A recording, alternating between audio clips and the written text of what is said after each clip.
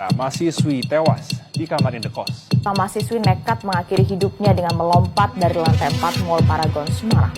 Penyebab kematian mahasiswi FISIP Universitas Indonesia yang tewas setelah terjatuh dari lantai 18 apartemen. Saudara, seorang mahasiswi salah satu perguruan tinggi swasta di Kota Makassar, Sulawesi Selatan ditemukan tewas.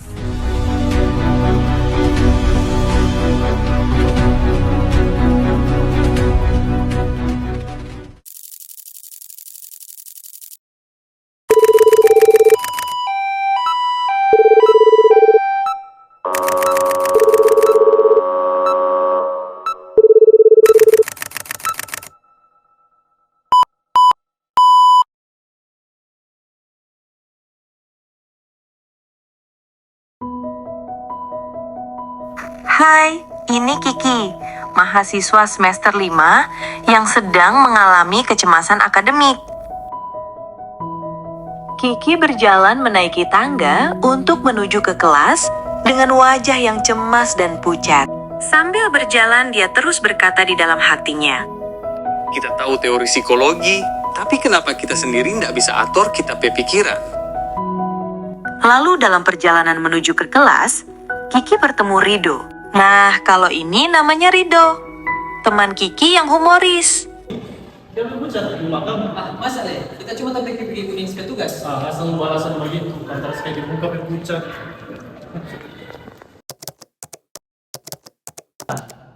Nah, baik. Jadi hari ini kita akan belajar tentang CBT atau pendekatan kognitif perilaku. CBT ini dia berfokus pada pikiran, perasaan, dan perilaku. Bu izin bertanya, silahkan. Berarti kalau semisal kita berpikir negatif terus, otomatis hidup kita negatif. Nah, ketika kita berpikir negatif, hidup kita tidak akan otomatis menjadi negatif. Tapi, pikiran negatif itu bisa menggerakkan emosi yang tidak realistis. Ki, masa bikin tugas tambahan kemarin yang kita udah tanya? Belum selesai sih, Marta sobek itu palang-palang. Semua ndak harus mesin pun. Kita lebih gitu sih, jangan rasa takut. Cuman kita aja bikin kuat. Setelah kelas selesai, Kiki kemudian mendapat telepon dari kakaknya. Ini adalah Iswan, yang merupakan kakak dari Kiki. Oke, kepala pengen bisa ya? Padahal lebih tak. Masa gua anak kalah dengan apa teman-teman?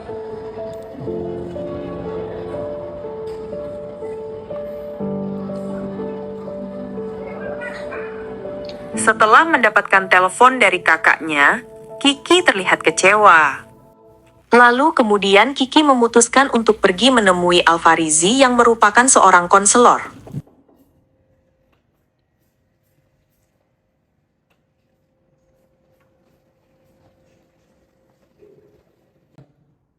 Silakan duduk. Cari kursi duduk yang nyaman. Apakah sudah nyaman? Selamat siang. Boleh perkenalkan nama? Nama saya Rizky Ramadan. Rizky Ramadan. Biasa disapa? Kiki. Kiki, oke, Kiki. Kalau boleh tahu Kiki aktivitasnya apa? Saya sekarang jadi seorang pelajar.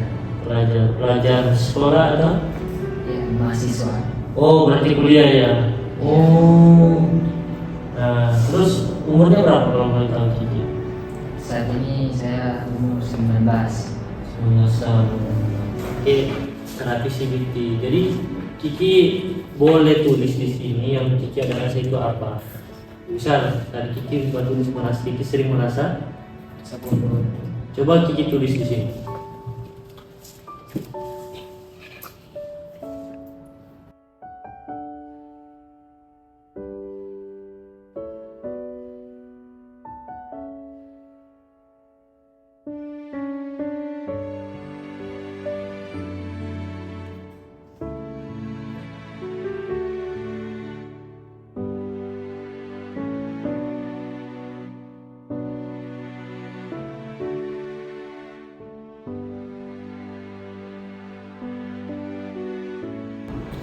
Jadi yang membuat saya selalu merasa bodoh itu karena nilai saya turun.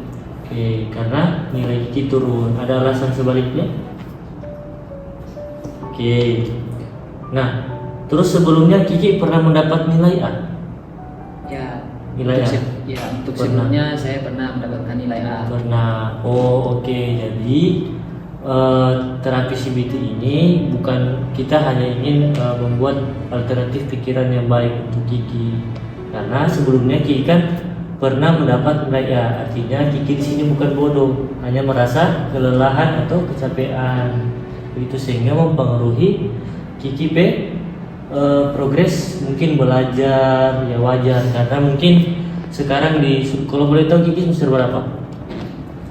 Untuk sekarang saya semester 5.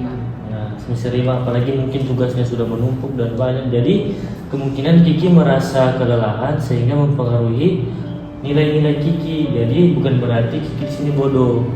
Hanya saja mungkin kelelahan atau kecapean. Nah, kalau Kiki merasa bodoh terus ya ini Kiki merasa selalu mengecewakan orang tua karena merasa bodoh begitu. Jadi terapi CBT ini kita akan mencari alternatif pikirannya Kiki begitu, bahwa Kiki bukan bodoh tapi kelelahan dan kecapean.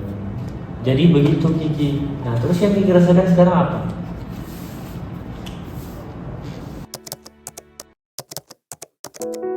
Nah, coba kalian sebutkan satu-satu apa pikiran negatif yang sering dipikirkan.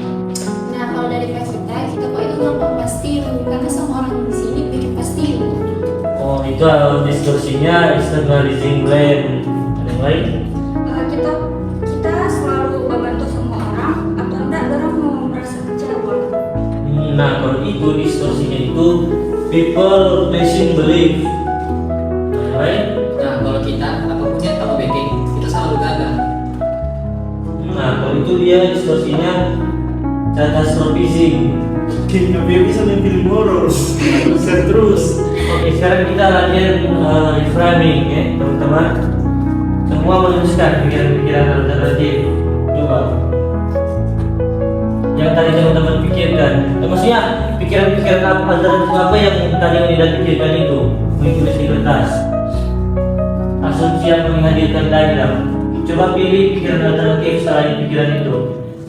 Misal tadi kau semua orang bikin video, pikiran alternatif apa yang Diva, iya Diva tuh tadi. Nah, coba teman-teman pikirkan pikiran alternatif yang dengan pikiran-pikiran negatif tadi yang teman-teman sudah bilang. Coba pikirkan sejenak lalu sebutkan. Kalau tadi Diva apa? Kalau dari Pak kita sih itu semua orang itu sebenarnya tidak menyebalkan, cuma kita perlu juga.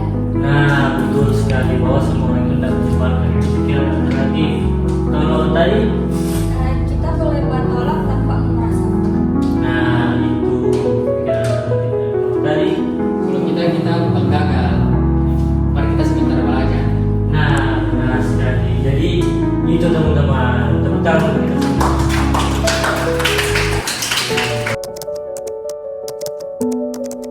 Guys, bagaimana DP rasa pas abis belajar CBT?